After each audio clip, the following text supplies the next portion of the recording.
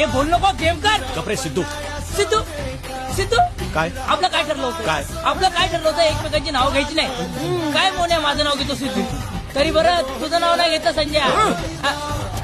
मोन्या सिद्धू संजय रम्या गण्या त्याला सांगू नका माझं नाव कुशी आहे ते. अरे आता माझं नाव गण्या नसून गणेश आहे हे कुठे याला माहितीये. अरे सगळ्यांची नावं कळलेत त्याला. हे बघा कानोळे बघितलं बस मला एवढंच म्हणायचं होतं. असे 56 घरं विकत घे मी.